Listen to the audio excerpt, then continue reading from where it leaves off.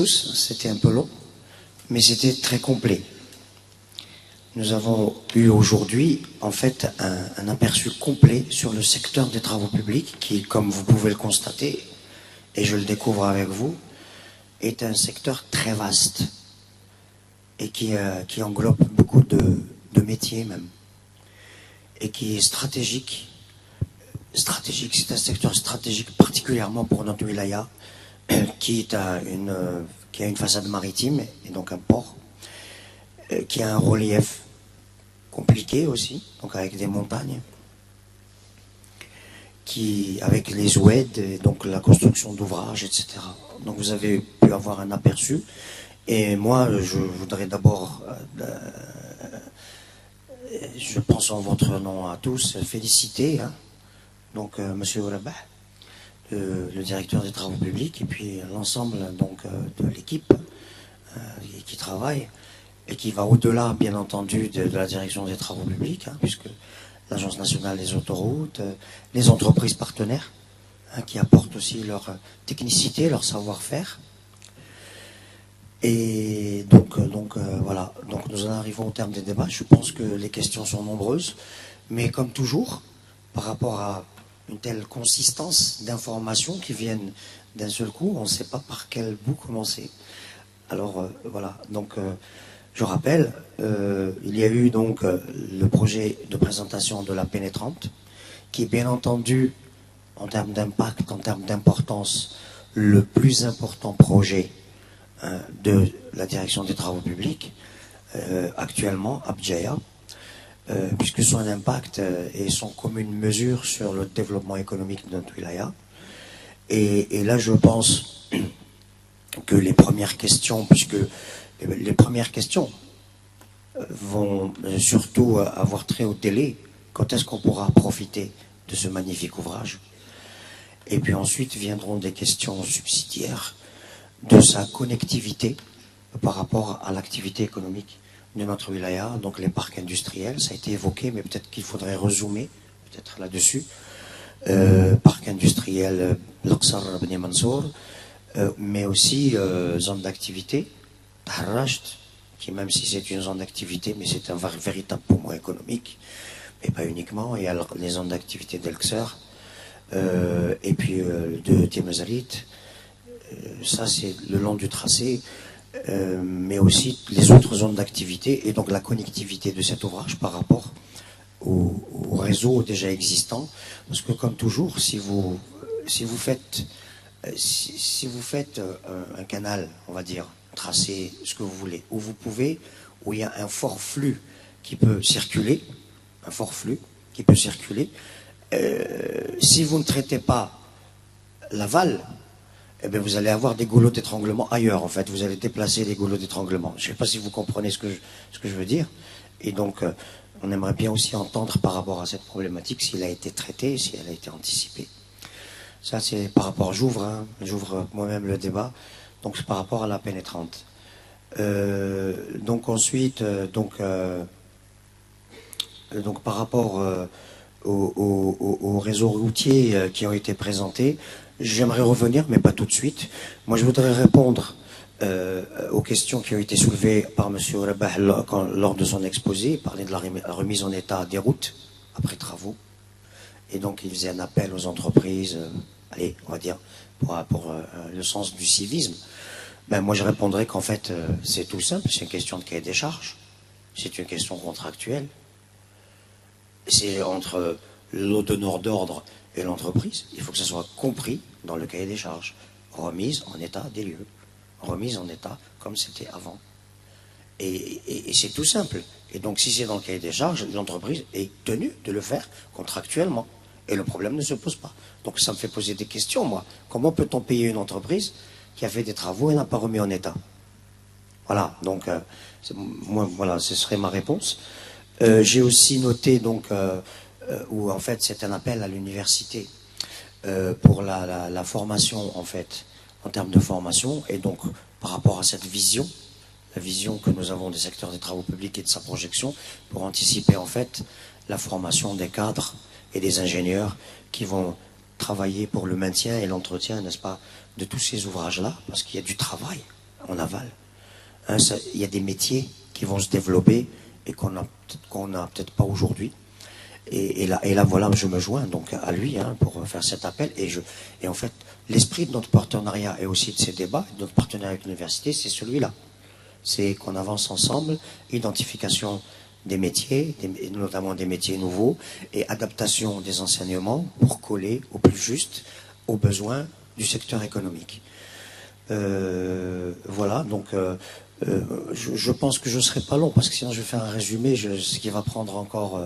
alors je préfère ouvrir les débats et au fur et à mesure, les questions vont s'enchaîner, certainement. Voilà, je vous remercie. Donc j'ai déjà posé ma question, mais j'ouvre aussi les débats à qui veut prendre la parole pour poser les questions. Alors qui veut bien se lancer? Oui, oui, monsieur Toiti. Présentez-vous hein, à chaque fois. Zulf Lawen, monsieur Touati, membre du FCE, transitaire de fonction. La question qui se pose d'emblée, c'est les délais de livraison. On entend parler d'une éventuelle livraison du tronçon allant de l'Irzram Kran vers Ahnif, l'autoroute Est-Ouest, à l'occasion de la commémoration du 20 août 56. Qu'en est-il réellement de cette information? On vous remercie. Merci, monsieur Toiti. D'autres questions? On va prendre quelques questions, puis on va répondre.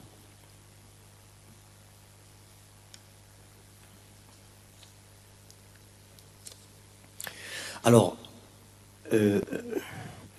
toujours sur le réseau routier, pas forcément sur l'autoroute. Moi, j'avais noté, pendant les présentations, j'avais noté doublement de la RN9, étude en voie d'achèvement, et donc voir pour l'inscription. Et là, en fait, je suis inquiet. Ça a suscité de l'inquiétude, hein, puisque le dédoublement comme ça a été dit par M. Rabah, sur la wilaya de Sétif a été réalisé jusqu'à la frontière de la wilaya de Béjaïa, donc goulot d'étranglement. Et en fait, le projet n'est pas inscrit. Bon, vous allez me dire c'est un peu normal si l'étude n'est pas achevée. Mais par rapport à la situation économique et financière surtout du pays, je suis un peu inquiet. Et j'espère qu'il y ait une vision quand même d'ensemble. Une route nationale est une route nationale, elle relie un point à un autre, en l'occurrence Sétif à Béjaïa, et j'ose espérer que ce projet sera inscrit en priorité, qu'il sera en priorité pour qu'il puisse être achevé et que la route nationale, qu'il n'y ait pas de discontinuité de la route nationale, parce que, excusez-moi du peu, mais cela fait désordre. Si ça devait arriver, je ne sais pas, ça ferait vraiment désordre. On ne peut pas avoir une route nationale pour une wilaya et puis pas pour la wilaya qui est juste juxtaposée. J'avais noté aussi ventilation du tunnel Kharata, inscription en point d'interrogation. Ça veut dire, je comprends, je parle pas de la rénovation, donc ça a été fait, mais ce n'est pas suffisant puisque c'est mal dimensionné. On avait bien noté que c'était mal dimensionné. Donc ma question est où en est cette inscription? Là, j'ai pas noté en termes d'études. Si l'étude est achevée par rapport au dimensionnement, enfin par rapport aux équipements qu'il faut mettre, et on est cette inscription. Par rapport à la RN24, route nationale 24, celle du littoral, donc là aussi j'ai noté donc réhabilitation, puisque c'est une route qui est très abîmée. Donc le secteur des travaux publics de Béjaïa prévoit la réhabilitation de cette route. Or, j'ai eu lors de l'ouverture du bureau du FCE de Tizi Ouzou, il n'y a pas très longtemps, le wali de Tizi Ouzou a annoncé le doublement de cette route. C'est-à-dire en deux voies, voilà. Donc, je suis étonné, là encore. Alors, est-ce que c'est le wali de Tizi Ouzou qui a annoncé, en fait, un vœu? Mais si c'est réellement un projet, alors là encore, il y a un problème. Parce que si c'est un projet, la RN24, là encore, elle relie de chef-lieu du Wilaya, et donc elle doit être dans la continuité. S'il y a un doublement sur la portion sur la Wilaya de Tizi Ouzou, il doit y avoir aussi la même chose sur la Wilaya de Béjaïa. Voilà, là j'ai complété, c'est pour vous donner un peu de consistance en attendant peut-être qu'il y ait d'autres questions. À vous, M. Robert. Merci, M. Azouk. Donc, on va essayer d'abord de répondre aux premières questions pertinentes qui ont été posées. Et je commencerai par les vôtres, M. Azouk, en parlant d'abord de la projection des zones industrielles et de liaison par rapport déjà au réseau routier existant et par rapport à la pénétrante qui va entrer en service pour la première partie, Inch'Allah, le 20 août. Et je répondrai par la même occasion à M. Touati qui avait parlé donc de la mise en service, de l'éventualité, je ne sais pas si c'est le mot qui a été employé, de livraison de la première tranche. Donc, pour les zones industrielles, que ce soit celle d'Elxeur ou celle de Boujlil, effectivement, nous avons pris en compte le trafic induit par la mise en service de ces zones. C'est pour ces raisons que tout à l'heure que j'ai abordé le thème des études d'aménagement induit par la mise en service de la pénétrante. Nous avons, dans ce concept, nous avons priorisé l'aménagement des accès pour ces zones industrielles, sachant qu'elles vont contenir des parcs très importants. Celle d'Elxeur fait 174 hectares, celle de Boujlil, je crois, autant. Donc il y a des projections qui ont été faites pour contenir l'ensemble de ce trafic et pour le drainer notamment vers la pénétrante qui va être mise en service. Il s'agira pour celle d'Elxeur de dédoubler d'abord la partie du chemin du village 21 qui est confiné entre l'échangeur d'Elxeur et le lieu d'implantation de la zone industrielle d'Elxeur sur un linéaire de 4 km. Par contre, pour celle de Boujlil, nous avons déjà exprimé le besoin pour le gestionnaire de ces parcs pour entreprendre déjà l'étude de la liaison de la zone industrielle de Boujlil avec la pénétrante est-ouest au droit de Boujlil. Et là, nous avons une chance inouïe où cette bretelle se situe à côté de la pénétrante, à peine 1 km, pour pouvoir réaliser une bretelle d'accès direct de la zone industrielle de Boujlil vers la pénétrante. Pour ça également, je tiens à rassurer, vous avez certainement également dû le constater sur l'ensemble de l'itinéraire de l'autoroute Est-Ouest, où nous avons tout le temps des jonctions qui sont réalisées avec le réseau local. Donc là, on peut rassurer que même s'il y a des omissions, même s'il y a des projets qui sont réalisés dans l'avenir, il y a toujours la possibilité de pouvoir raccorder ces grands projets à l'autoroute Est-Ouest. Dans le même sillage, je répondrai donc à la question de M. Touati par rapport à la livraison prévue pour le 20 août. Écoutez, je peux vous rassurer que nous avons une entreprise très performante et nous avons cette chance d'avoir cette entreprise chinoise chez nous. C'est des bosseurs. Ils ont l'amour du métier. Ils ont l'amour du métier, c'est très important. Nous sommes très confiants. Et quoi qu'il reste encore beaucoup de choses à faire au niveau de même la première section où nous avons eu quelques retards à entamer notamment certains ouvrages, mais nous sommes confiants. Samedi passé d'ailleurs nous avons été invités au droit du tunnel de Sidi Aïch où il y a eu une cérémonie qui a regroupé M. Louali, moi-même, les vice-présidents de l'entreprise chinoise avec le PDG et le directeur général d'Alger. Tout le monde était là. Vous savez, ils ont regroupé l'ensemble des ouvrières et des ouvriers, on dirait comme des Jounout, où il y a eu donc d'abord des discours d'encouragement et de sensibilisation de l'ensemble du personnel, qui était présent.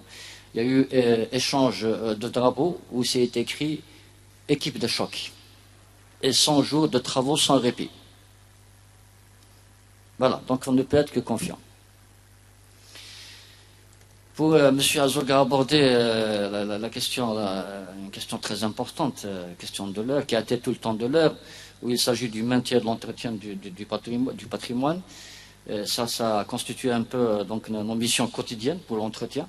Vous avez également dû constater sur terrain, à longueur de journée, nos ouvriers, nos équipes sillonner le réseau routier pour s'occuper des tâches d'entretien, pour mettre en place la signalisation verticale, entretenir les fossés, drainer les ouvrages, réparer les nids de poules. C'est une tâche fastidieuse, très difficile. Là, vous me donnez l'occasion de rendre hommage à mon personnel, notamment ouvrier, qui est là, qui a travaillé, qui travaille sous la pluie, sous le soleil, et pendant toutes les périodes, y compris les week-ends, y compris la nuit. Nous leur faisons également appel la nuit, mes subordinés sont là, ils assistent également, et je tiens également à les encourager, à les féliciter pour le travail qu'ils accomplissent quotidiennement. Ce n'est pas facile, le réseau routier est très lent, nous n'avons pas assez d'ouvriers actuellement, il faut le dire également, c'est devenu une denrée rare de disposer d'ouvriers, et notamment même d'ouvriers qualifiés comme par le passé.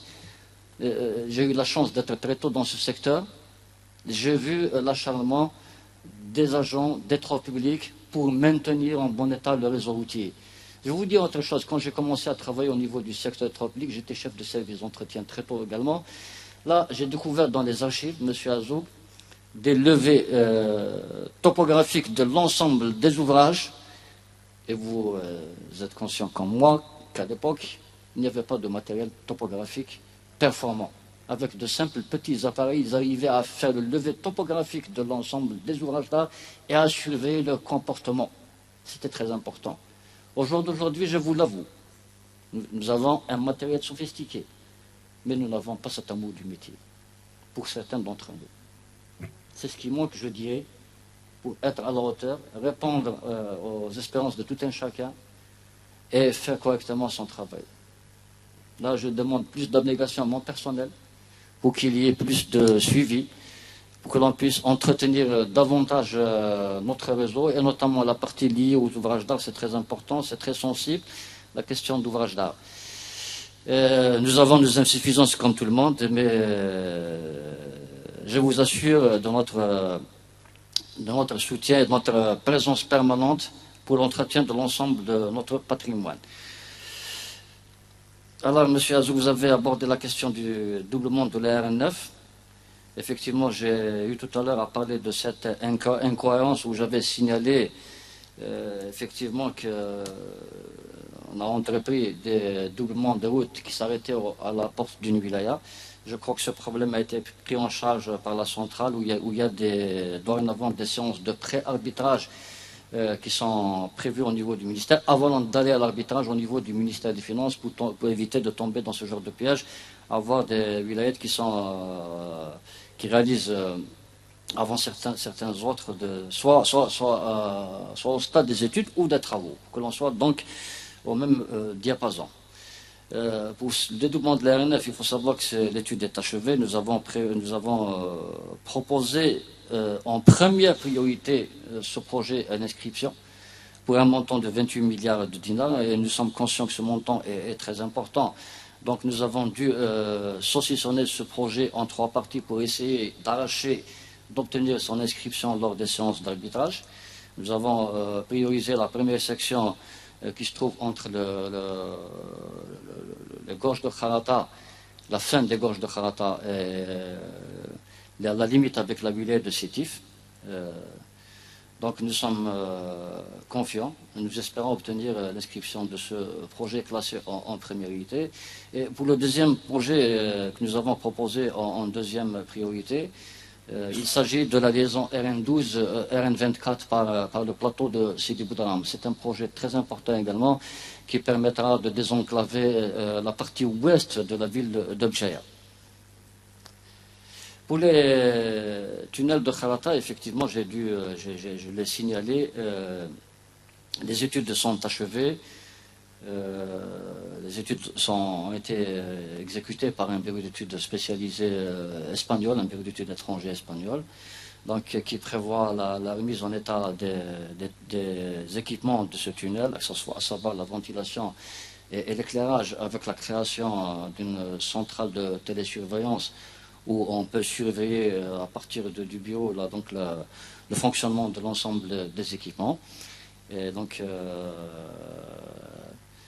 le DAO est fin prêt, ce projet sera proposé à la réalisation, mais il faut faire attention, c'est très difficile de concilier travaux sur les gorges de Kharata et fermeture des tunnels de Kharata.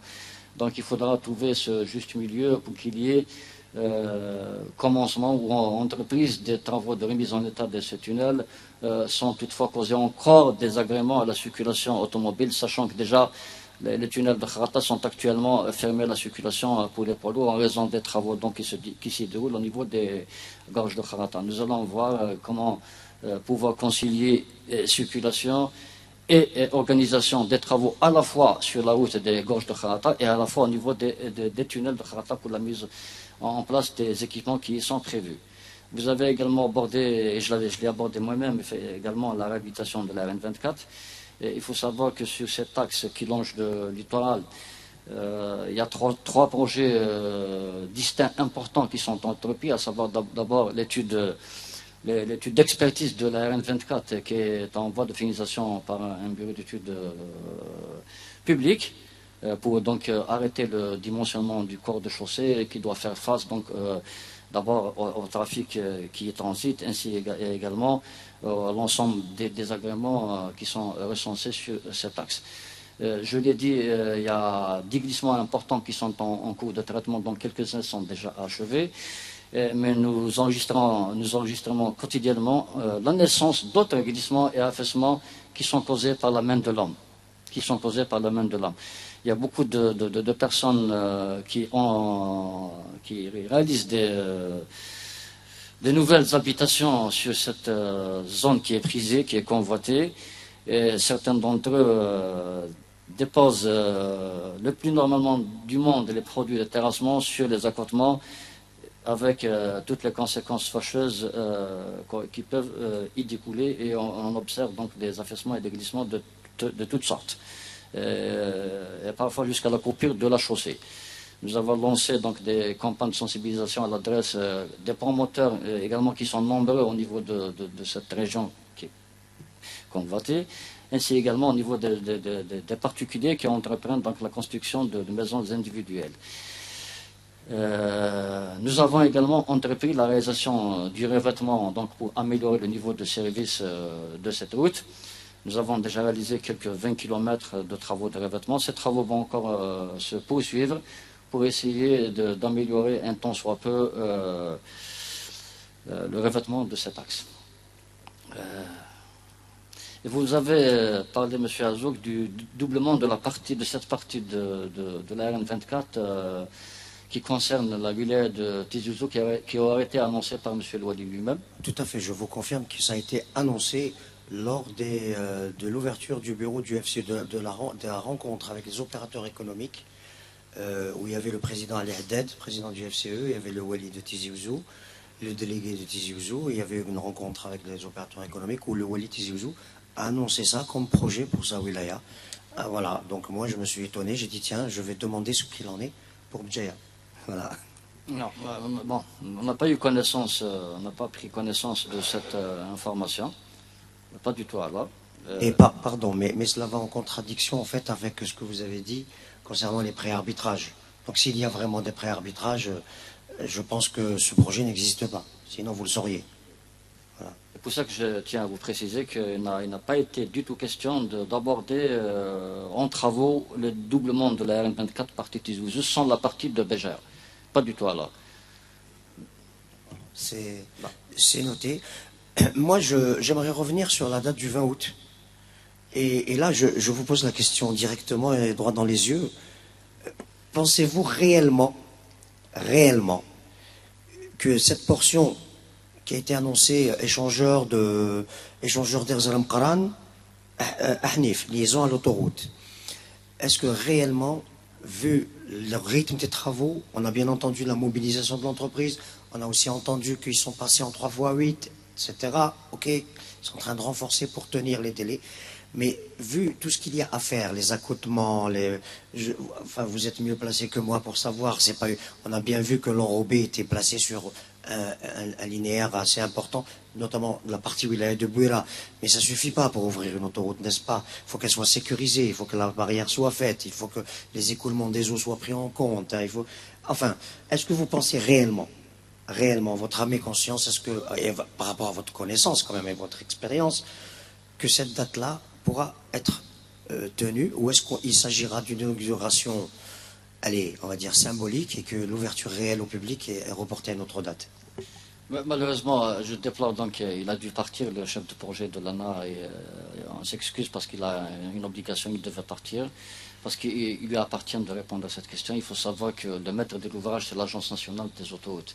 La direction des travaux publics de la wilaya n'assure que l'indemnisation des expropriés et le déplacement des différents réseaux. Rien n'empêche, nous faisons le suivi avec nos amis de l'ANA.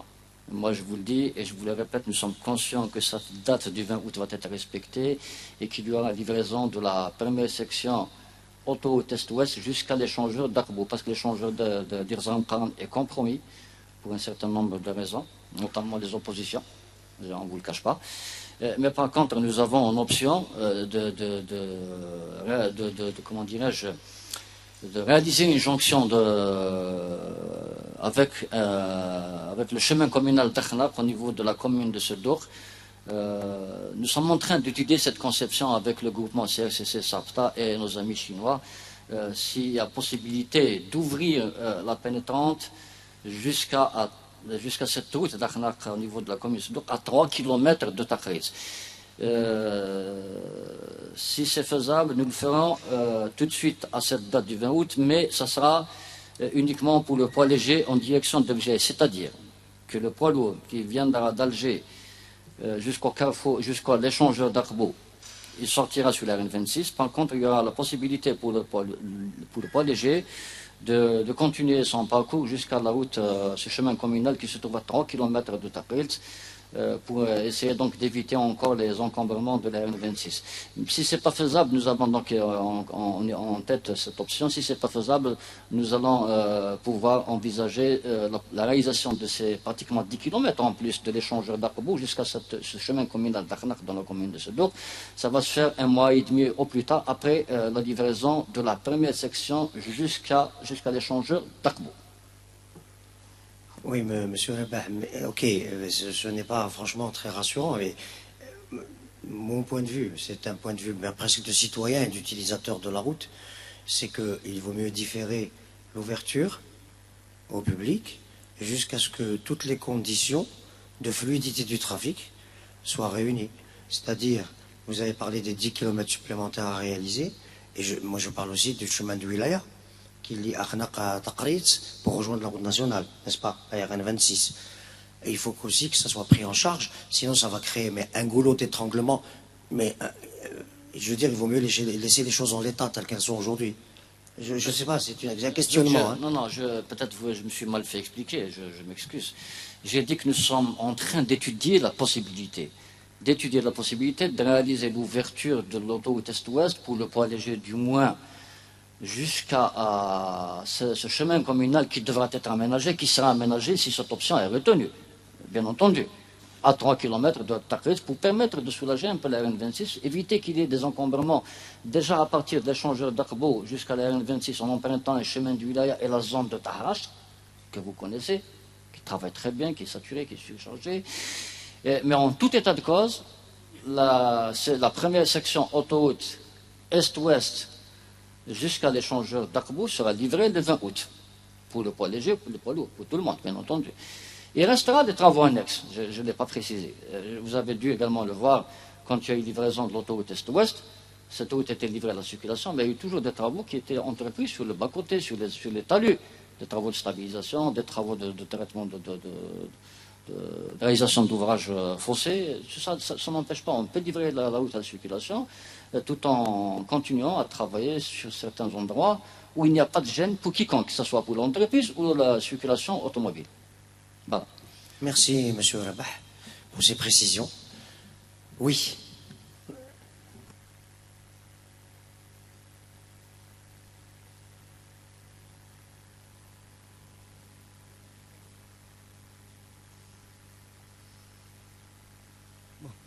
Alaikum.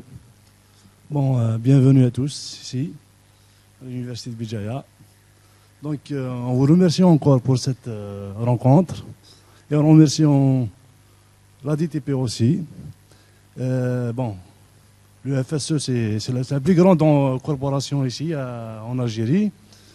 Bon, pour moi, c'est pour la première fois que j'assiste à vos conférences. Je suis pas arrivé à temps. J'ai pas entendu tout ce que vous avez exposé. Mais je voudrais dire c'est pas des remarques. Donc vous avez dit, monsieur le DTP, vous avez... Excusez-moi, donc on a compris que vous étiez enseignant à l'université. Voilà, je ne suis pas présenté, ouais. Bon, je suis Ahmed Younes, monsieur Ahmed Younes. Je suis universitaire, je suis ingénieur géotechnicien. Bon, je suis doctorant aussi à l'université. Je ne suis pas docteur, je suis doctorant. Donc, je voudrais dire à monsieur... Peut-tout faire, Inch'Allah. Hein? Peut-tout faire pour votre doctorat. Inch'Allah, une année ou deux, on soutient. Voilà. Donc, je voudrais dire à monsieur le DTP que la dynamique, vous avez une grande dynamique, hein, ce que je vois moi. Une grande dynamique avec une équipe des gens d'expérience, des jeunes. Moi, je vous tire le chapeau, réellement. Mais, c'est-à-dire, il y a toujours des choses qui restent à faire. Voilà, c'est ça. Bon, j'ai pas pris note, j'ai pas de stylo. J'ai pris note ici au portable. Donc, vous avez dit, pour le déplacement du port pétrolier, je ne sais pas où va-t-il être déplacé, mais dans le cas où il sera déplacé, est-ce qu'il y a une possibilité de continuité de la jetée de la brise de mer? C'est-à-dire pour éviter le bolimat et tout. Je ne sais pas, parce que j'ai entendu parler ça, la brise de la mer, est-ce que ça continue autour de Ziguad, des Ziguad et tout? Est-ce que c'est un projet ou bien? Parce que j'ai entendu des échos par-ci, par-là. Donc, ce n'est pas ma question la plus pertinente. Donc, autant que je m'adresse maintenant à monsieur Azouk, c'est ça? Azouk. Monsieur Azouk, voilà. Donc, vous êtes des investisseurs ici. Et on voit que Bijaya a beaucoup de projets, ainsi de suite. Pourquoi ne pas investir c'est-à-dire en créant une cimenterie ici à Bijaya? Une cimenterie parce qu'il y a tout un problème d'aller à Sétif et de prendre des ciments, et ainsi de suite. C'est un grand projet, je crois qu'il faut penser à ce problème de cimenterie. Aussi, vous m'excusez, c'est-à-dire je peux... Voilà. Et c'est fait pour, hein? Ah, ouais. Allez-y, exprimez-vous. D'accord. Donc vous avez dit la formation à l'université, ainsi de suite. Ici, nous avons toujours lancé, c'est-à-dire nous avons toujours voulu qu'un institut ou bien, pas seulement un département de génie civil ou bien de géotechnique, c'est-à-dire un institut de travaux publics soit mis, c'est-à-dire est-ce que vous pouvez, c'est-à-dire aider les gens, c'est-à-dire pousser l'université ou bien quelque part comme ça pour créer un institut de travaux publics et de géotechnique et de génie civil ici. Pas seulement un département, parce que la demande, il y a beaucoup de gens qui veulent faire la formation de génie civil, de géotechnique et de travaux publics. Mais il n'y a qu'un seul petit département. Et les travaux publics ne sont pas vraiment représentés. La géotechnique, on nous refoule. À chaque fois qu'on y va pour des recrutements, on nous dit c'est une petite formation, c'est pas important. Or que c'est vraiment important, les travaux publics et la géotechnique. Donc une dernière question. Moi, je ne vous cache pas, j'ai un bureau d'études. Mais tant qu'il n'y a pas c'est-à-dire un plan de charge, je travaille avec la SAIT, vous me connaissez. Donc je travaille avec des contrats chaque 6 mois, et ainsi de suite. J'ai créé mon entreprise dans le cadre CNAC. Mais il n'y a pas un plan de charge. Nous demandons est-ce que vraiment, est-ce qu'on peut avoir des projets comme ça? Est-ce qu'on peut sous-traiter avec, c'est-à-dire un soumissionnaire à la DTP? C'est-à-dire, est-ce que le FCE nous aide? C'est-à-dire, on a le problème de 20%. Bon, on ne va pas parler de 20%. Est-ce qu'on peut avoir c'est-à-dire des soumissions, des consultations à la DTP, et ainsi de suite? Parce qu'à chaque fois qu'on y va, vous êtes des jeunes, il faut avoir des grands moyens, ainsi de suite. On peut faire des études de glissement, on peut faire des études J'ai un agrément en travaux publics. Est-ce que vous pouvez nous aider? Est-ce qu'on peut avoir des projets avec vous? C'est vraiment important pour nous. Voilà. Bah, c'est bon. J'ai d'autres questions après, sinon. Non, mais allez-y. Hein. Excusez-moi. Allez-y, Hein? exprimez-vous. Il faut vous exprimer, ne soyez pas frustré. Je- Je je- voudrais pas que vous soyez frustré Ouais, ouais. ou que vous fassiez de l'autocensure. Ouais, d'accord, d'accord. Allez-y. Bon, C'est laissez. Bon, j'ai d'autres idées, donc... D'accord, vous pourrez revenir D'accord, plus tard. merci Ok, beaucoup. merci, M. Ça Ahmadi. D'autres interventions? D'autres questions?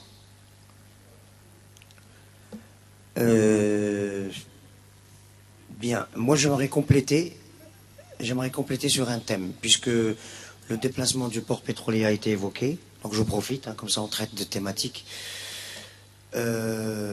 Alors, donc effectivement, ça a été présenté. Moi, on en a parlé déjà de ce déplacement de port pétrolier, du nouveau port pétrolier, plateforme même, c'est plus qu'un port pétrolier. Et moi, j'aimerais connaître la réalité de ce projet-là, puisque c'est un projet du secteur de l'énergie. Alors c'est ça que je me demande.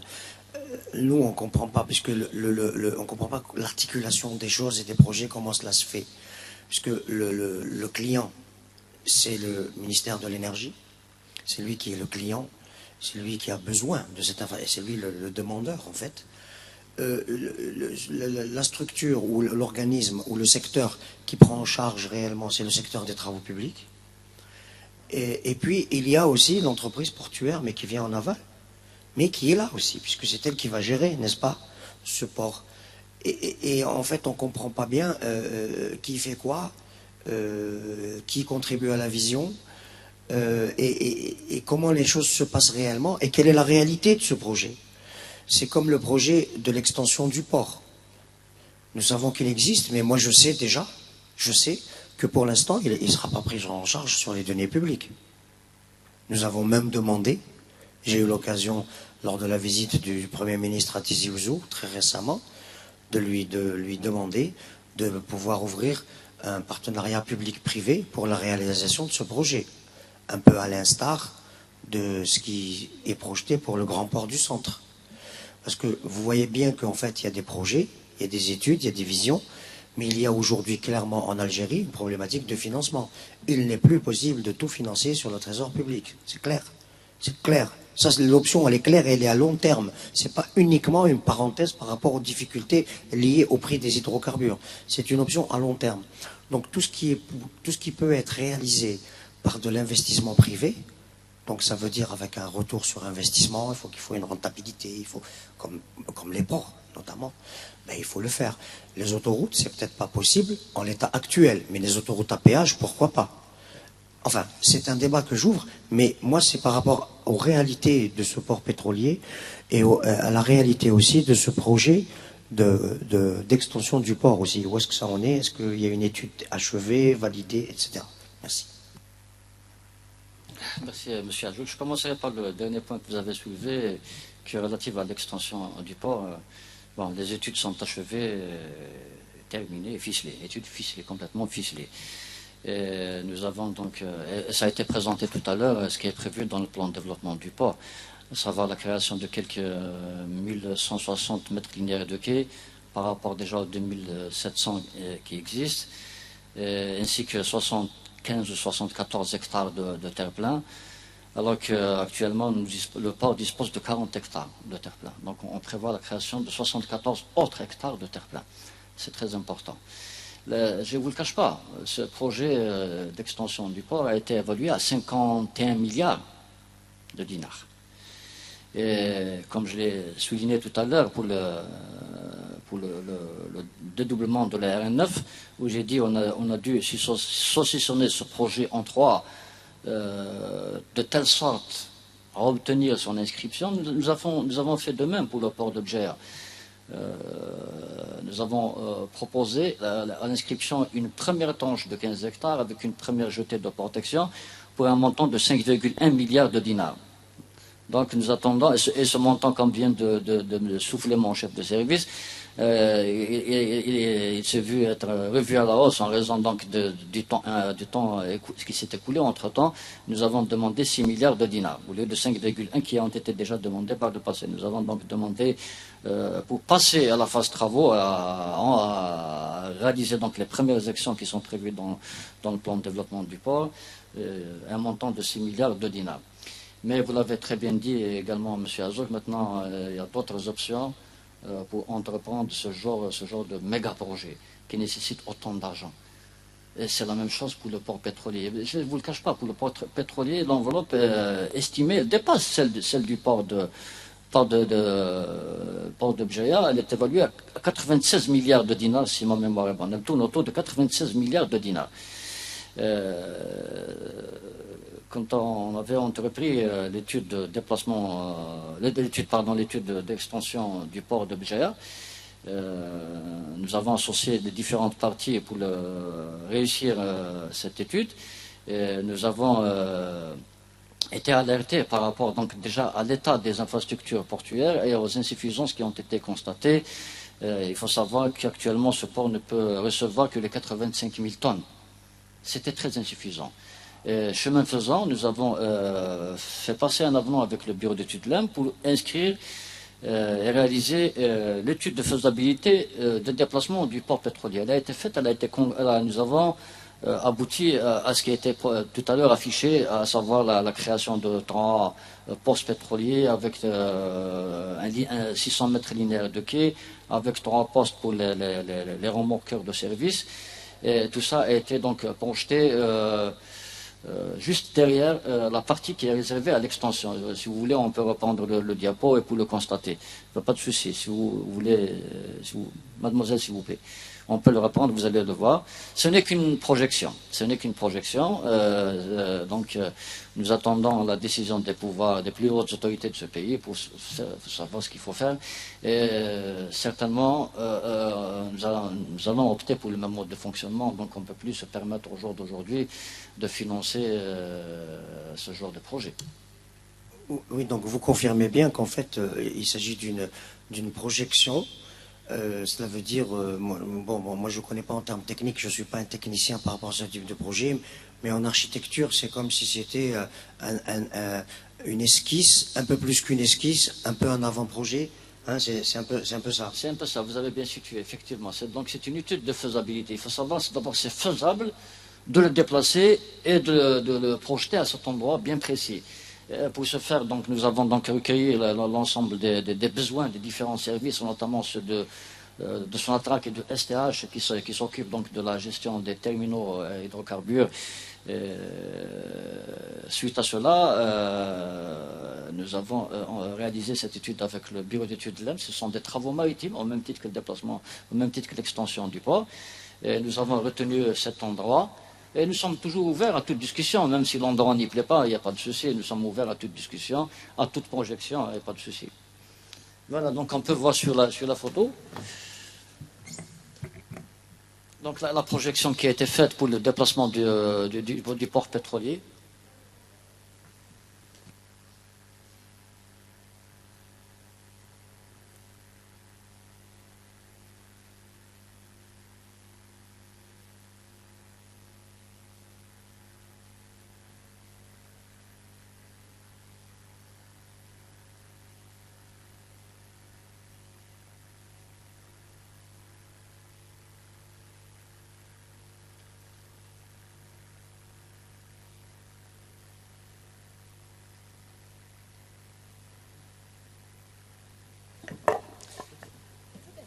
Ah, c'est bon.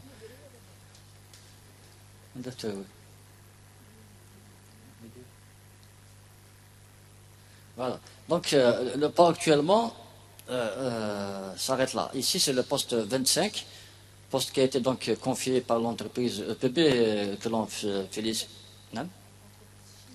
Non, c'est pris en charge par l'entreprise portuaire de Bjeya qui a financé elle-même la réalisation de ce qui est ce qu'on appelle le poste 25, qui est dans le prolongement du poste 24, qui se trouve en face de l'usine de Cévital. Donc le port actuellement s'arrête là. Le plan de développement du port prévoit donc la création de ces 74 hectares de terre-plein. Ici, nous avons 2 postes de 500 mètres linéaires de quais qui sont projetés. Et là, nous avons 3 postes de 613 mètres linéaires de quais qui sont projetés. Pardon ? Oui. Et plus loin, nous avons le poste huilier gazier qui a été également réalisé par le l'EPB, entreprise qui est vraiment active sur le terrain, qui apporte donc sa contribution à la réalisation d'un certain nombre de projets, y compris le dragage du port d'objets qui a été financé par le l'EPB. Ensuite, nous avons donc nous avons ici le futur port pétrolier. Alors qu'il était, nous avons donc une jetée principale pour la protection du port, qui est de 3500 mètres linéaires, une jetée secondaire, qui fait 1500 mètres linéaires, et nous avons les ouvrages d'accostage. Les quais d'hiver, ils sont là, donc ils font 620 mètres linéaires. Pour les postes, donc nous avons le poste 1 pour accueillir les navires de 150 000 deadweight, c'est l'équivalent de 150 000 tonnes. Voilà. Actuellement, j'ai dit, les infrastructures actuelles au niveau du port pétrolier ne peuvent recevoir que les 85 000 tonnes. Nous avons la bouée qui peut recevoir les gros porteurs à partir de 300 000 tonnes. Monsieur Rabah, mais cette projection-là, elle a été faite sur la base de demandes du ministère de l'Énergie, c'est ça? Comment vous avez fait en fait pour dimensionner? Oui, c'est la demande des représentants locaux du ministère de l'Énergie, et d'abord par les gens de la Sonatrach, de STH et de l'EPB, en fonction des demandeurs, bien entendu, que nous avons donc inscrit et projeté cette étude. Et nous avons donc deux postes ici de 120 000 tonnes, et ici nous avons 3 postes qui sont prévus pour les 15 000 tonnes. Et là, nous avons 3 appontements qui sont prévus pour les remorqueurs de service qui peuvent appartenir à STH ou à Sonatrach pour avoir un peu leur propre autonomie pour le fonctionnement futur du port pétrolier. Voilà ce qu'on peut dire un peu sur la projection que nous avons effectuée pour le déplacement du port pétrolier. Merci, Monsieur Rabah. Alors, moi, je répondrai pour ce qui me concerne, et puis peut-être je vous redonnerai la parole pour la dernière question de M. Hamadi. Je répondrai par rapport à la cimenterie. Donc, vous avez posé une question sur la cimenterie. Il faut savoir, donc, si vous suivez les chiffres et les projections, que ce qui est annoncé, tout du moins, c'est que l'Algérie sera exportateur net de ciment à fin 2016. C'est un secteur, ou c'est un créneau qui a été largement pris en charge par les pouvoirs publics et qui a été ouvert à l'investissement privé, où nous avons des grands cimentiers présents en Algérie qui investissent dans ce domaine-là, et les cimenteries qui ont été réceptionnées et celles à réceptionner bientôt vont faire que nous allons atteindre l'autosuffisance en termes de consommation de ciment et même être exportateur net. Ceci conjugué au ralentissement, entre guillemets, au ralentissement du rythme de réalisation des projets d'infrastructure, je pense que la question, c'est mon avis, de l'implantation d'une cimenterie à Bdjaïa n'est ni opportune ni d'actualité. C'est un sujet qui a fait couler de l'encre il y a quelques années. Il y avait une cimenterie qui devait s'implanter à l'époque. Cela ne s'est pas fait. Aujourd'hui, ça y est, le train est passé. Il n'y a plus la place pour une cimenterie à Bdjaïa. Bon, il y a des gens pour, il y a des gens contre, environnement, etc. On ne rentre pas dans ce débat-là. Par contre, effectivement, vous soulevez la question de la fluidité de l'approvisionnement en ciment. Et là, effectivement, c'est une véritable problématique et qui doit être peut-être prise en charge, je pense, par les opérateurs eux-mêmes, en créant des centres de distribution, etc. Et qui vont être simplifiés justement par le secteur des travaux publics qui va fluidifier la circulation des camions pour un meilleur approvisionnement. Nous sommes en plein cœur de la problématique qui est soulevée aujourd'hui. Concernant l'Institut des travaux publics à l'Université de Béjaïa, j'ai noté qu'il y avait un département aujourd'hui. Bon, moi je ne rentrerai pas dans ce débat. Département, institut, ça c'est un débat intra-universitaire à mon sens. Donc voilà, il faudrait que vous voyez donc avec les responsables qui en chargent donc la gestion de l'université, à leur tête le recteur, pour cette question-là. Par contre, concernant les enseignements, là oui. Et je pense que ce n'est pas bloquant, c'est mon point de vue aussi, mais bon, je connais pas le fonctionnement interne, comment cela fonctionne, mais comment dire, on peut intervenir via le FCE, effectivement. Il y a un cadre pour ça avec l'université. Il y a une convention qui a été signée pour des enseignements spécifiques et pour lancer peut-être des nouveaux enseignements et des nouveaux diplômes dont on aurait besoin. Voilà. Donc concernant le BET, alors je vais répondre à une partie, mais je vais redonner la main quand même à M. Olabach. C'est lui votre client, hein. C'est pas le FCE dans ce domaine-là. Donc effectivement, moi ce que je peux vous dire, c'est que dans les marchés publics, vous allez me dire ça ne me suffit pas, mais ça existe. Il y a une part réservée des marchés publics, je crois qu'il est de 20%, il me semble, sur les marchés publics réservés aux jeunes du CNAC, de l'ANSEJ et de l'autre dispositif, le CNAG, c'est ça, et ANSEJ. Voilà. Donc voilà, il faudrait user. Et vous pouvez vous rapprocher du FCE, on peut vous aider si vous voulez, pas de souci. On peut faire des courriers pour appuyer la démarche. Il n'y a aucun souci. C'est-à-dire le FCE peut appuyer officiellement cette démarche-là, sachant que la question, encore là, je rebondis, mais c'est oui, la question a été posée par un jeune entrepreneur de la Tizi Ouzou lors de la visite du Premier ministre très récemment, dimanche dernier, à Tizi Ouzou. C'était un jeune de l'ANSEJ qui avait une entreprise de travaux, bâtiments, et qui se plaignait de la concurrence, pour lui déloyale, des entreprises plus huppées ou plus... il parlait de catégorie 3, de catégorie 4, et qui venaient lorgner sur des marchés de 80 millions de centimes. Et donc, il disait aussi, pareil, il avait interpellé le Premier ministre pour réserver une part. Et là, le Premier ministre a été très favorable, bien au contraire.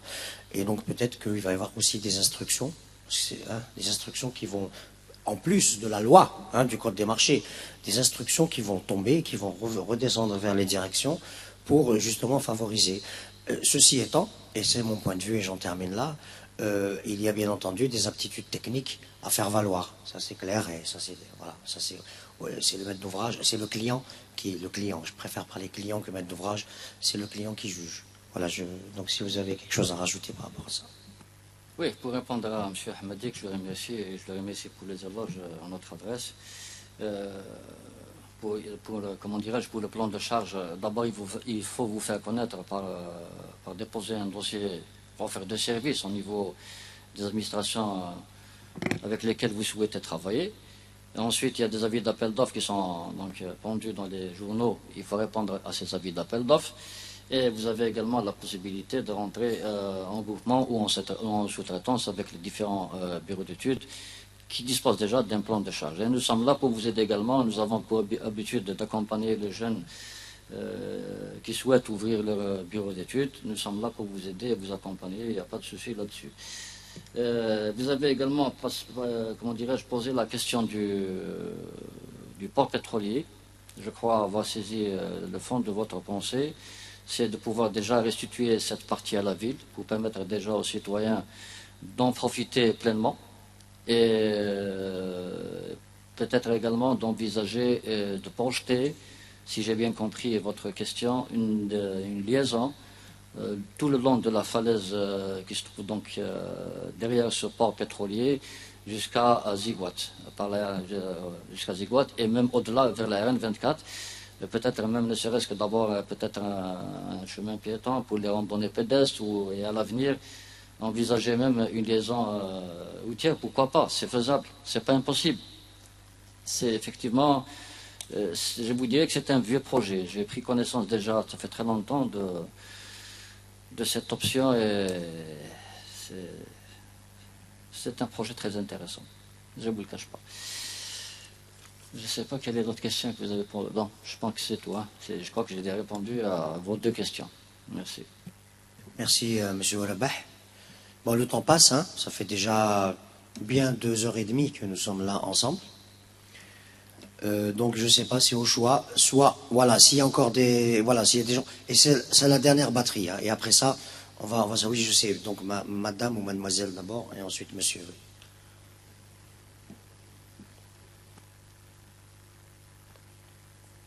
Bonjour à tous, c'est mademoiselle, donc c'est mademoiselle Amirouche, doctorante en sciences de gestion, la faculté sciences de gestion. Donc, vous venez de parler sur l'option de partenariat public-privé pour l'extension du projet du port. Voilà. Oui, Donc, oui, allez-y. Oui. pensez-vous réellement que c'est une bonne option? Bon, elle a fait ses épreuves ailleurs, dans les autres pays, les partenariats publics-privés, mais que pensez-vous sur l'État de l'Algérie, vu qu'elle n'a pas un cadre juridique spécifique aux partenariats publics-privés? Jusqu'à présent, ces partenariats publics-privés sont régis par la loi des marchés publics et les lois sectorielles. D'accord, c'est une bonne option, mais est-ce qu'elle garantit le privé? Parce que le privé, oui, il apporte son expertise, mais également dans ce cas des partenariats publics-privés, il finance également. Donc, jusqu'à aujourd'hui, en 2016, on n'a pas une loi spécifique, comme c'est le cas de Maroc, la Tunisie ou bien les pays européens. Et j'aimerais bien également avoir quelques données sur la participation du privé dans les infrastructures. La participation du privé dans les infrastructures telles que les autoroutes ou les infrastructures de manière générale. Participation en financement, vous voulez dire? Quel genre de participation? Oui, en financement, est-ce qu'il y a un partenariat entre justement les entreprises publiques chargées des infrastructures publiques et le privé? Est-ce que vous faites appel au privé et de quelle manière? Oui. Oui, c'est bon. Voilà, merci. Merci. Monsieur? Oui.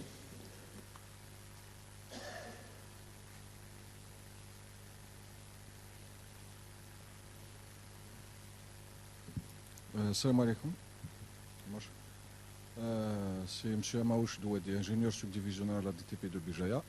Donc ma question est la suivante. Elle est adressée beaucoup plus à vous, Monsieur le Président Vous êtes le président du FCO. Ouais. Donc j'aimerais savoir, est-ce qu'il y a... Enfin, quel intérêt réservez-vous à la recherche et à la formation? Bon, un, en tant qu'investisseur et deux, en tant que forum. Et merci. Merci, monsieur Amaouche. Oui.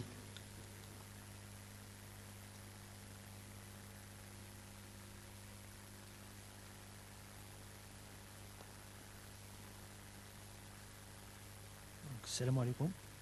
Donc, Djbara, directeur d'une société de transport, la filiale du groupe IFRI. Filiale? Du groupe IFRI.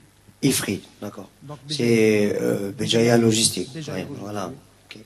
Donc, un parc roulant de 1000 véhicules quand même, 1000 catégories, toutes catégories confondues. Donc, justement, je voulais bien revenir sur quelques points déjà exposés. Donc, notamment sur le développement de la RM26 entre Qsar et Sidi Aïch. Donc, j'aimerais bien savoir, en fait, il est inscrit dans le long terme, si je ne me trompe pas. Donc, on aimerait bien avoir le délai du long terme. Donc, je ne sais pas, une année, 2 ans, donc je ne sais pas. Autre chose, vous avez aussi évoqué le renforcement de la RN26 entre Exram Coran et Akbou. Donc, on aimerait bien avoir plus de détails, de précisions sur le renforcement. Est-ce que c'est du doublement? Et si c'est le cas, on aimerait bien avoir un délai pour ça. Aussi, toujours pour les délais, on aimerait bien avoir une précision sur le délai, en fait, sur la deuxième tranche, pour la pénétrante, entre Exram Coran et Bijaya. Akhnaq Bijaya ou bien Akbou Bijaya. Donc le délai est bien précis. Aussi, on a évoqué que l'échangeur d'Exram Coran, apparemment, il est bloqué. Donc, entre-temps, est-ce qu'il y a une prévision pour le remplacer au niveau d'Akhnaq, Takhariet, Taharacht, revenir à celui de Sidi Aïch? Donc, je ne sais pas. Merci. Merci, monsieur Djbara. Oui, alors il faut profiter, hein, parce qu'après on va s'arrêter. Oui, ici.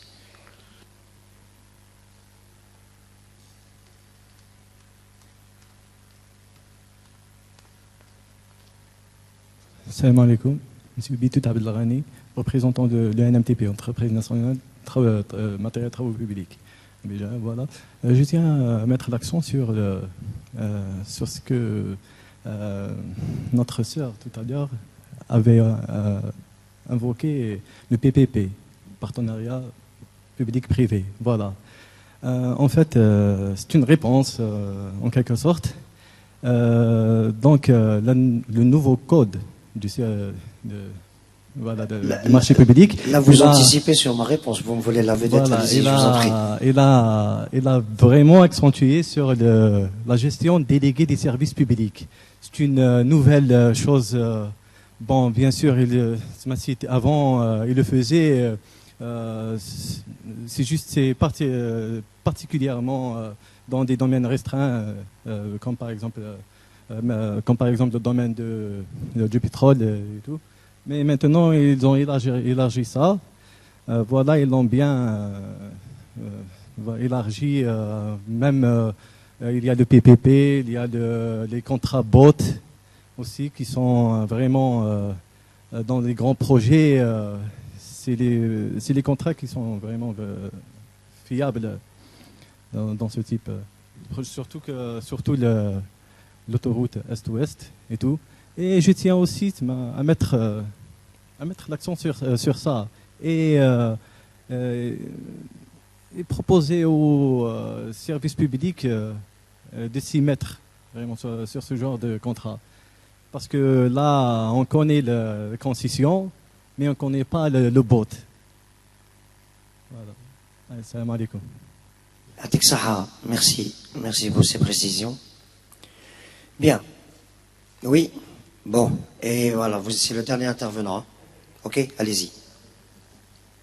Après, on va répondre et on va clore les débats. Il y a juste un souci que je voudrais exprimer. J'espère trouver une réponse confortante. Bon, il s'agit de ce procédé de partenariat public-privé, notamment avec des étrangers. Surtout pour des ouvrages stratégiques comme un port, par exemple. Est-ce que ça ne pose pas un problème de souveraineté nationale? Ok, merci, c'est noté. Bien, alors comment nous allons procéder? Nous avons là une batterie de questions. Je pense que il y a des questions qui me sont adressées directement, d'autres qui sont adressées à M. Rabah. Je vais donc commencer par M. Rabah pour qu'il réponde donc à ces questions de M. Djebara et entre autres, et voilà, des questions qui sont de votre ressort, et puis je reviendrai pour répondre aux miennes. Oui, vous avez d'abord parlé du doublement de la RN26 entre Elxer et CDH, dont l'étude est complètement achevée. Et nous avons exprimé le souhait que ce projet soit retenu en réalisation, demande qui a été donc introduite auprès du ministère des Finances depuis déjà un bon moment. Donc nous attendons le retour. On attend l'inscription de ce projet en réalisation. Vous avez également abordé et vous n'avez pas très bien saisi de quoi il s'agissait quand on a parlé du renforcement de la RN26. On parle de renforcement. Nous avons parlé de renforcement. Il s'agit des travaux de revêtement que nous sommes en train de réaliser sur cet axe. Des travaux donc pour améliorer la portance du sol et la couche de roulement sur laquelle circulent les véhicules. Vous avez parlé du délai de la deuxième tranche de la pénétrante, des travaux qui sont en cours. Il faut savoir, je crois que ça a été signalé tout à l'heure par le chef de projet de l'ANA, que l'entreprise chinoise CRCC s'est elle-même subdivisée en 4 entreprises autonomes avec son propre personnel et matériel qui œuvrent sur les 4 sections de 22 km, donc qui sont réparties pour chacune d'elles. Effectivement, il y a eu un renfort sur la section prioritaire, donc l'autoroute Est-Ouest jusqu'à Arbo, au détriment des autres sections pour le moment. Mais dès l'achèvement déjà de cette première section, le 20 août, chacune des entreprises reprendra sa section pour la mener à bon port, si j'ose dire. Moi, je suis confiant, je vous ai dit que j'ai vu ce groupement à l'œuvre, j'ai vu leur façon de travailler. On ne peut être que confiant. Ça, c'est une question auquel devrait, je le répète encore une fois, le représentant ou le chef de projet de l'Agence nationale des autoroutes qui sont maîtres de l'ouvrage. Mais moi, personnellement, en tant que directeur public, nous faisons des sorties assez régulières, y compris avec M. Louali, pour donc s'enquérir de l'état d'avancement de ces travaux. Nous sommes très confiants. Nous espérons que la livraison aura lieu même avant l'expiration des délais impartis. Inch'Allah, nous réservons la surprise. Je ne maîtrise pas les délais parce qu'effectivement, comment dirais-je, il y a des ODS d'arrêt de reprise qui ont été délivrées pour plusieurs raisons. D'abord pour intempéries. Il faut savoir que l'hiver 2014 a été très rude. Nous avons eu 4 mois et demi d'intempéries en 2014. Il y a eu des ruptures de ciment, vous l'avez su déjà vous-même. Donc il y a un certain nombre d'ODS qui ont été délivrés qu'il faudra comptabiliser à la fin pour situer un peu la fin des délais contractuels pour les 36 mois de délais initiaux, contenus dans le marché qui était donc passé avec le groupement CRCC, SAPTA et l'ANA. En tout état de cas, c'est l'année 2017. Je ne sais pas si... vous avez, je crois que c'est toujours M. Elbara qui a parlé de... J'avais l'échangeur d'Irzam Khan. J'ai dit, je ne sais pas si je me suis peut-être mal exprimé. J'ai dit que, comment dirais-je, la réalisation de l'échangeur d'Irzam Khan est compromis pour la date du 20 août. Mais uniquement pour cette date. Il y a toujours des... Comment dirais-je, nous sommes toujours ouverts au dialogue. Nous avons su et pu trouver les réponses à toutes les préoccupations des citoyens. Nous faisons un travail de proximité avec les citoyens. Nous sommes ouverts à toute proposition, comme nous avons solutionné l'ensemble des contraintes qui se sont posées sur cette pénétrante. Ils étaient nombreux, M. Azouk, ils étaient nombreux. Donc nous restons confiants pour qu'il y ait donc l'aboutissement des tractations que nous avons donc entreprises avec les citoyens qui nous ont exprimé un certain nombre de demandes pour l'aménagement de cet échangeur d'Irzam Khan. Ça va se faire incessamment, Inch'Allah. Mais donc l'échangeur d'Irzam Khan est maintenu. Voilà un peu ce que je peux dire. Merci. Merci, M. Rabah. Donc, je vais répondre aux autres questions qui sont nombreuses. Alors, bien. Donc, il y a plusieurs questions sur le partenariat public-privé, cadre juridique. Bon, il y a notre ami de l'NMTP qui a apporté donc des éléments de réponse. Effectivement, il y a aujourd'hui la question du partenariat public-privé, la question du cadre juridique pour le partenariat public-privé est réglée. En tout cas, il y a une réponse. C'est ce qu'a dit donc notre ami qui a parlé du nouveau code des investissements. Il y a des dispositions, je parle sous toute réserve, je pense que ça va être annoncé lors de la prochaine tripartite qui est prévue pour ce dimanche. Ce dimanche, donc il y a la tripartite, gouvernement, donc patronat, syndicat, qui est programmée et où il va y avoir l'annonce du nouveau plan de développement économique. Il y a des annonces importantes qui vont être faites, hein, et notamment donc nouveau code des investissements, et puis aussi ce partenariat public-privé qui maintenant est vraiment à l'ordre du jour, parce que c'est une option lourde, on va dire, c'est une option lourde.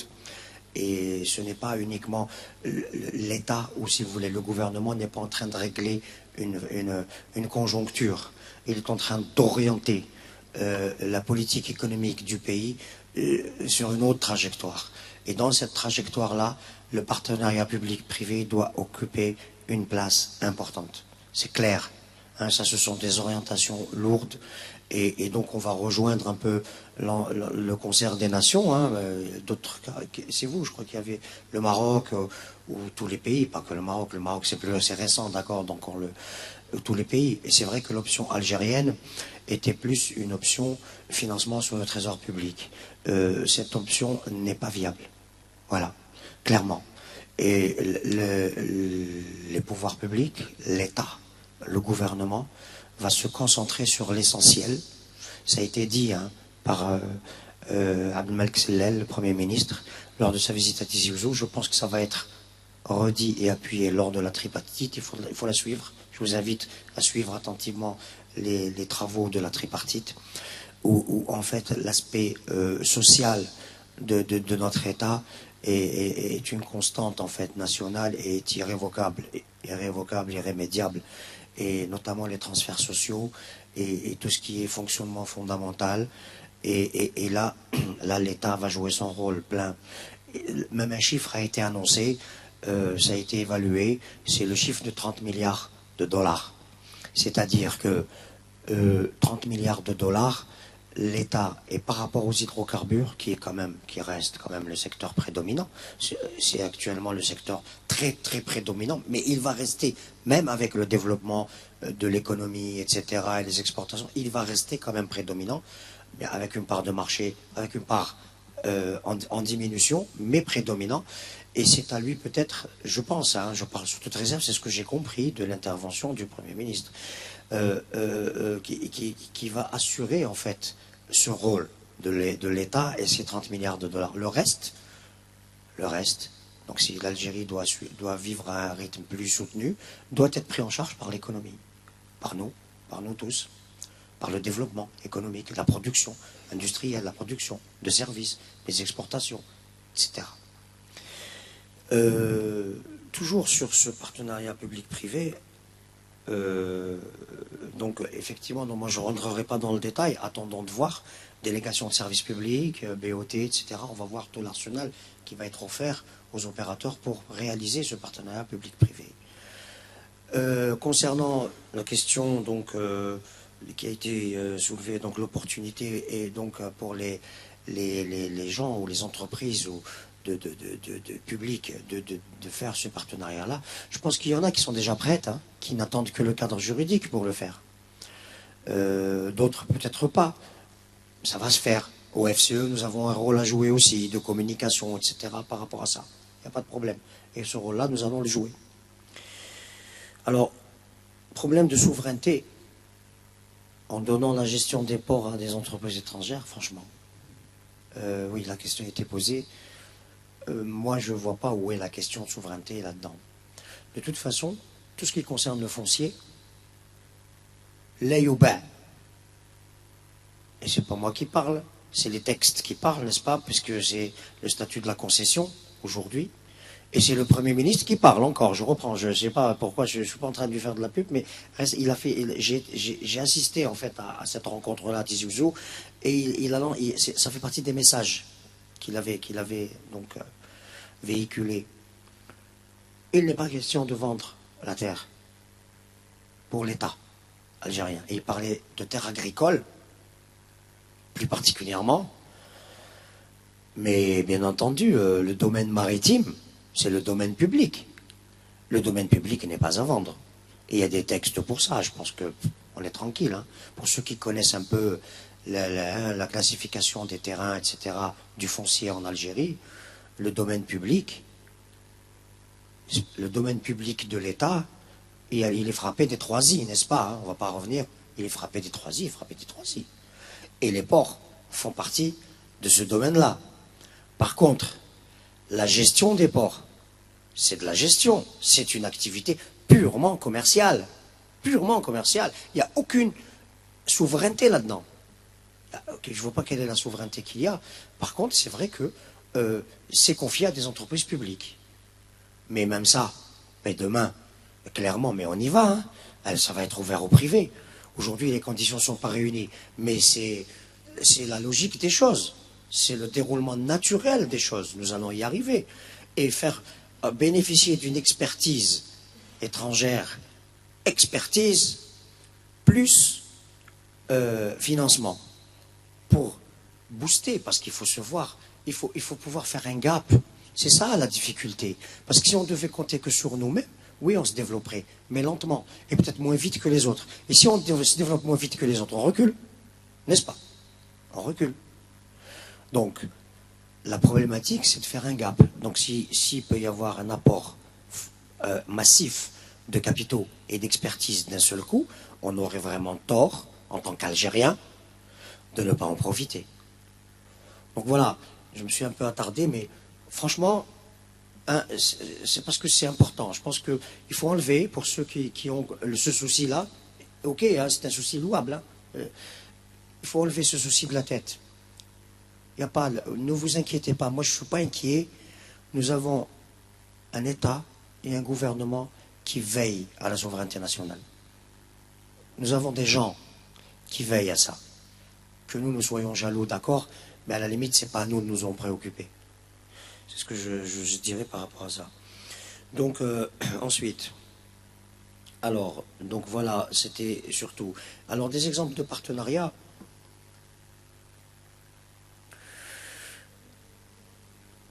Franchement, oui, si vous avez des exemples, vous auriez dû en donner, parce que franchement, j'ai pas tous les exemples en tête, mais il y en a. Hein. Dans le cadre du 51-49, il y en a beaucoup, beaucoup. Hein. Vous savez par exemple que Lafarge Algérie est dans ce cadre-là. Et donc je connais pas le détail, mais c'est avec SNVI, etc. Donc avec des entreprises publiques. Vous savez que non, SNVI, ça c'est Renault, Renault Algérie, mais aussi Lafarge, pareil, c'est un partenariat public-privé avec une société étrangère. Et il y en a beaucoup des exemples comme ça, beaucoup, beaucoup, beaucoup. Hein. Là, on va dépasser ça. Là maintenant, ça va être un partenariat pour la réalisation d'infrastructures. Sinon, en termes industriels, le partenariat existe déjà. Je pense que vous le savez. Oui, vous voulez...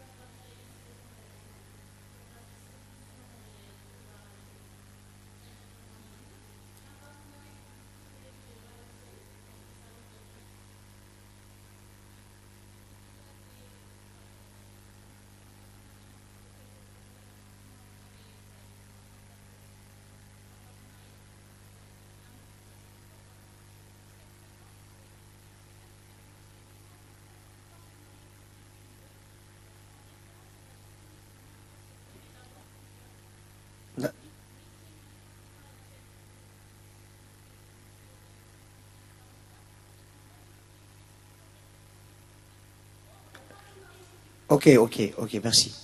Merci, j'ai compris. Donc je résume pour la salle.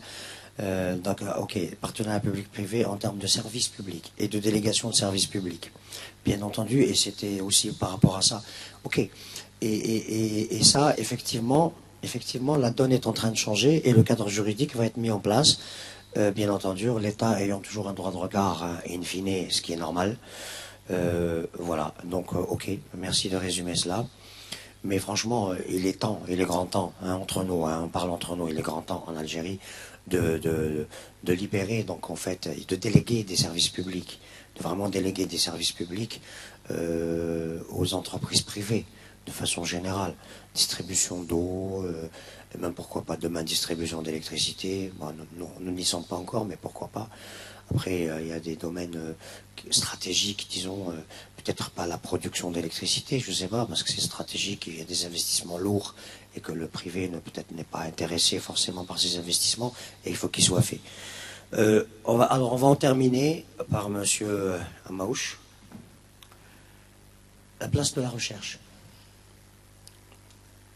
Par rapport à nous, donc le FCE où il met la recherche. Alors là, vous me donnez l'occasion de vous dire, vous l'avez peut-être suivi via la presse, le 19 mai dernier, lors de la commémoration du 60e anniversaire de la journée de l'étudiant, ça s'est fait à Oran, où le FCE était partie prenante, où il y avait le ministre de l'Enseignement supérieur, qui avait donc assisté à cet événement-là, un événement national, et qui était donc sous le libellé du partenariat entre le monde de l'entreprise et le monde universitaire en termes de formation et notamment de recherche scientifique, où il y a eu des exemples qui ont été cités, hein, donc de partenariats réussis déjà, dont l'université de Béjaïa. L'université de Béjaïa, la licence professionnelle avec General Emballage, et l'université de Béjaïa, il y avait des thèses qui ont été primées à l'initiative du FCE. Le FCE a primé des thèses avec un jury, avec des critères pas scientifiques, puisque la thèse elle a déjà été soutenue, c'est pas ça, mais des critères d'impact économique, etc. Et dont une thèse qui a été primée de Béjaïa dans la faculté de sciences et de sciences de la vie et de la terre, c'est ça, et de la nature, où donc une thèse a été primée sur le conditionnement des dates de Gletnor, le conditionnement des dates. Et là, voilà, ça a été primé par rapport à l'impact qu'aurait donc cette innovation-là en termes de donc sur le terrain par rapport donc à l'exportation des dates, puisque les dates algériennes sont de meilleure qualité peut-être que les dates voisines, ou peut-être que les dates de Turquie ou d'autres pays riverains de la Méditerranée, mais souffrent en fait du problème d'emballage, et quand elles arrivent à destination, apparaissent de moins bonne qualité. Elles souffrent en fait, voilà, elles ne tiennent pas. Et là, donc, voilà, nous sommes en plein là-dedans. À Béjaïa, alors pour revenir, donc, à Béjaïa, il y a une convention qui a été signée entre le FCE et l'université, et donc nous y travaillons. Et les thèses en entreprise, sur la thématique des thèses en entreprise. Nous voulons développer les thèses en entreprise. Aujourd'hui, dans les pays développés, c'est 80% des thèses qui sont en entreprise et 20% qui sont à l'intérieur de l'université, si je puis m'exprimer ainsi, intramuros, pour ne pas dire recherche fondamentale. Bon, en Algérie, c'est l'inverse. C'est vraiment inversé. Ben, il faudrait qu'on tente vers ces ratios-là. On ne va pas y arriver du jour au lendemain, mais qu'on tente un peu vers ces ratios et donner, en fait, du concret, du contenu concret aux thèses, sans bien sûr abandonner l'aspect de recherche fondamentale qui aussi doit subsister dans tout pays qui se respecte. Voilà, je ne sais pas si j'ai répondu amplement à la question. Nous y travaillons, et nous avons ça comme ligne directrice. Voilà, et travaillons ensemble. Hein. Donc, moi, je vous invite à venir et à passer au FCE pour qu'on puisse en discuter, il n'y a pas de souci, et voir donc comment on peut travailler. J'invite aussi la personne qui a le bureau d'études. Je le fais à la place de M. Rabah. Je vous invite à passer à la DTP et voir M. Rabah et voir comment il peut vous aider et vous intégrer dans le circuit. Voilà. Si tu as quelque chose à rajouter, sinon je pense qu'on est terminé. On est arrivé au terme des débats. On a même dépassé de 4 minutes. J'avais noté 13 heures pour arrêter et 13h04. 1 minute. Oui. On ne fait pas de politique. On est dans le domaine économique. Voilà.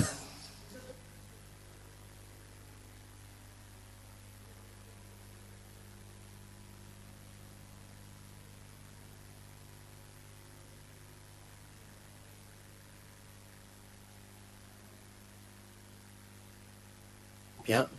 Écoutez, moi je vois pas quelle position je pourrais avoir ou ne pas avoir. Si j'ai un avis, d'abord, je vais vous dire, j'ai pas d'avis.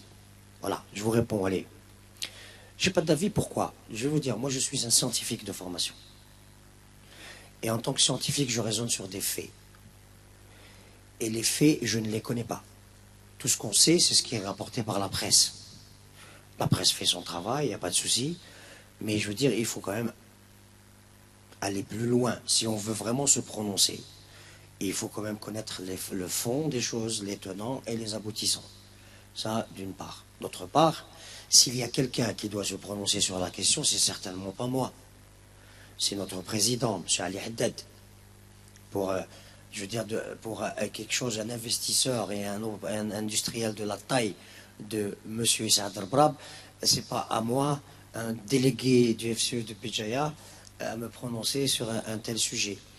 Et puis enfin, je pense que M. Brab a tous les moyens et a toute la stature nécessaire pour pouvoir donc faire face lui-même aux situations qui se présentent à lui.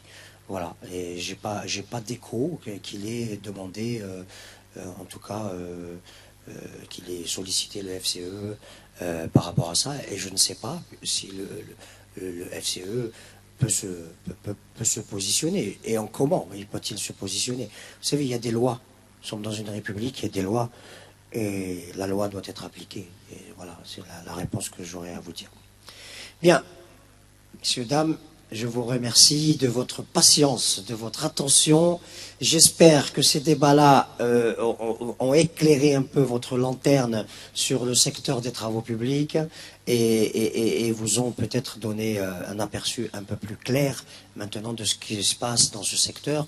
Je remercie encore une fois l'université de nous avoir accueillis en son sein pour ces débats-là.